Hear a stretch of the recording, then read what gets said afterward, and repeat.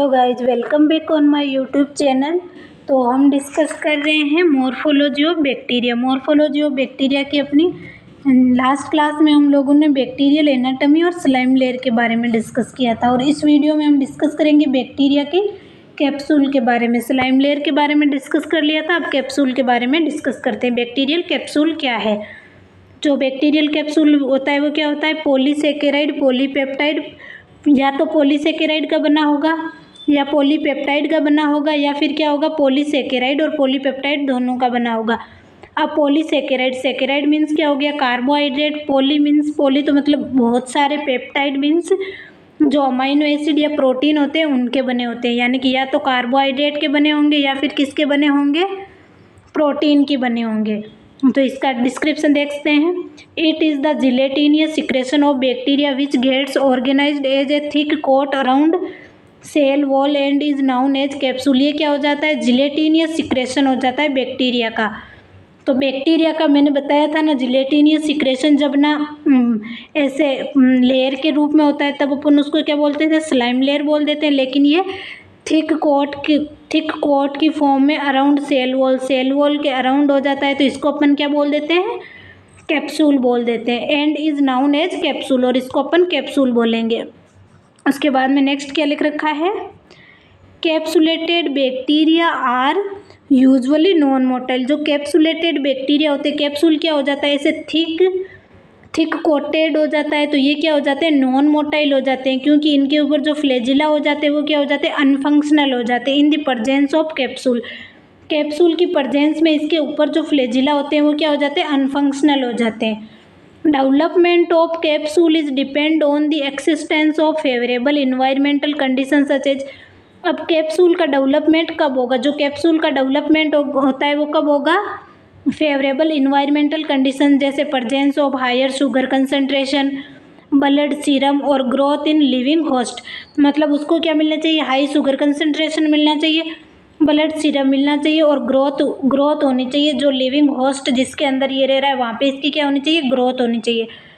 The capsules which are thinner than true capsule are called micro capsule. Capsule भी क्या हो जाते हैं? मैक्रो कैप्सूल और माइक्रो कैप्सूल दो हो जाते हैं। जो कैप्सूल ट्रू कैप्सूल से थिनर हो जाते हैं वो क्या हो जाते हैं? माइक्रो कैप्सूल हो जाते हैं। Example meningococci, streptococcus pyogenes and haemophilus influenzae. तो इनके अंदर क्या होता है? माइक्रो कैप्सूल होता है, यानी कि जो ट्रू कैप्सूल होता है उससे क्या हो जाता है? कैप्सूल थिनर हो जाता है।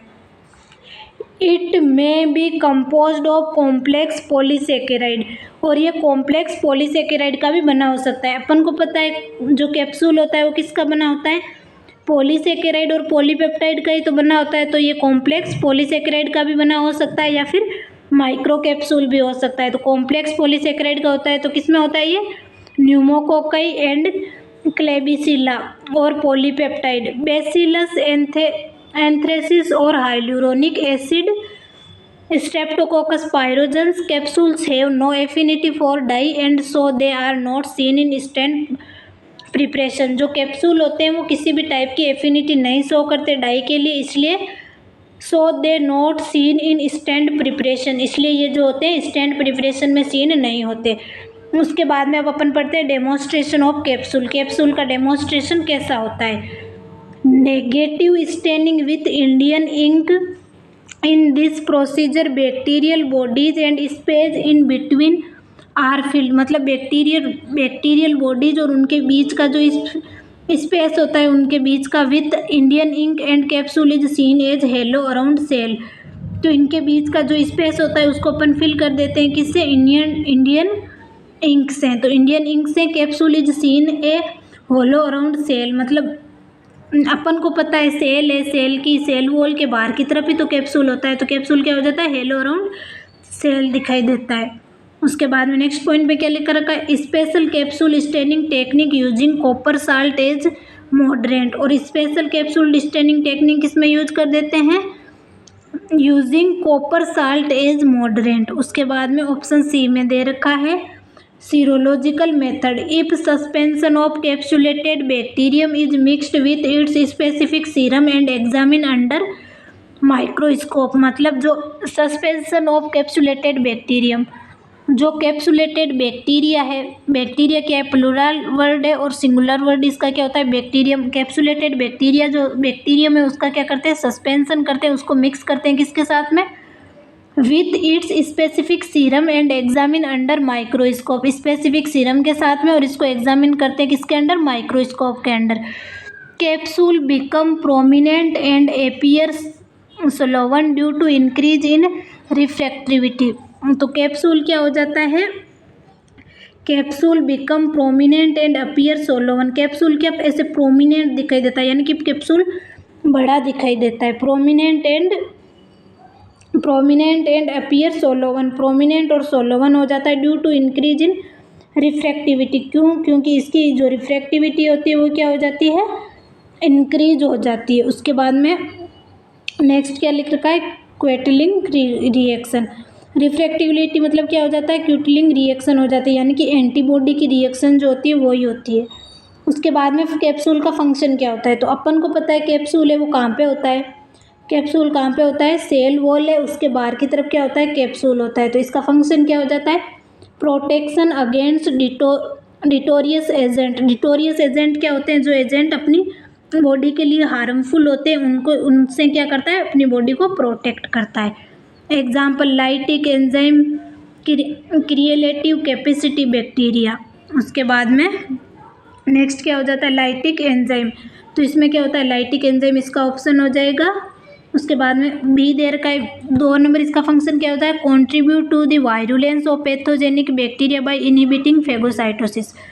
Contribute to the virulence of pathogenic, जो पैथोजेनिक वायरुलेंस मतलब क्या हो जाता है, relative capacity of bacteria to cause damage, मतलब बैक्टीरिया की कैपेसिटी कितनी है डैमेज को कॉज करने की। और पैथोजेनिक बैक्टीरिया, कोई बैक्टीरिया पैथोजेनिक होगा तभी तो वो डैमेज करेगा, यानी कि उसकी वायरुलेंस कैपेसिटी होगी बाय इनहिबिटिंग फेगोसाइटोसिस। तो इसको इनहिबिट कर देता है किसके थ्रू, फेगोसाइटोसिस के थ्रू।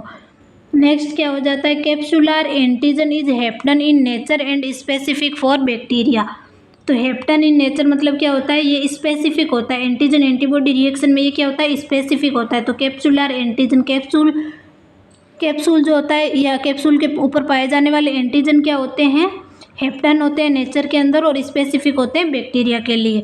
तो आज की क्लास में हम लोगों ने किसके बारे में डिस्कस किया, कैप्सूल के बारे में कंप्लीट डिस्कस किया। कैप्सूल क्या है, पॉलीसेकेराइड और पॉलीपेप्टाइड का बना हुआ होता है। इसका डेमोन्स्ट्रेशन कैसे होता है कैप्सूल का, और कैप्सूल के फंक्शन क्या होते हैं। तो लास्ट वीडियो में हम लोगों ने स्लाइम लेयर का डिस्कस किया, अब कैप्सूल का किया। आई होप कि आपको ये सारी चीज़ें समझ में आ गई। Thanks for watching.